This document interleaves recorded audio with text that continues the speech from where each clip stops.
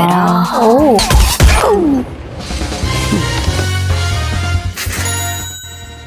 With a staggering $250 million budget, Arcane had no room for failure. It had to succeed, and it did so spectacularly. And I have an inkling as to why this show was able to achieve its stellar ratings.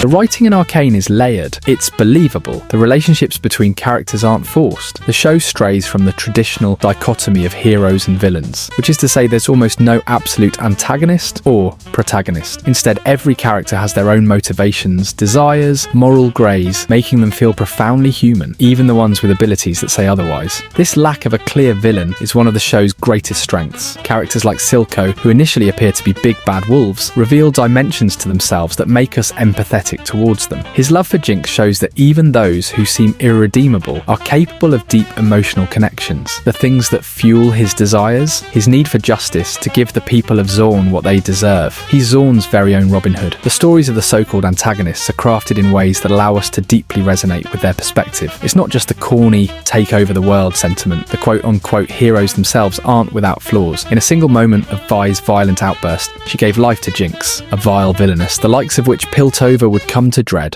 But honestly, that's just a superficial way of looking at things. In reality, it was a culmination of isolated events woven together like a spiderweb that ultimately led to the birth of the personality we've come to know as That's me! Vi had just lost most of her family to Powder's shenanigans, especially after specifically telling her to stay put. But how could she? Her family was in danger, and she needed to save them. Vi's outburst, though intense, was justifiable. Let's use Savika and Maddie to talk about loyalty. By the small-minded definition, Savika was on the bad side, and Maddie was on the good side, but take a look at their approach to loyalty. As much as Savika hated Jinx, she refused to rat her out to the enforcers, because she believed the people of Zon should show a sense of unity. And then look at Maddie, who betrayed Caitlyn because she got her feelings hurt. How does the bad side in question show a greater degree of loyalty?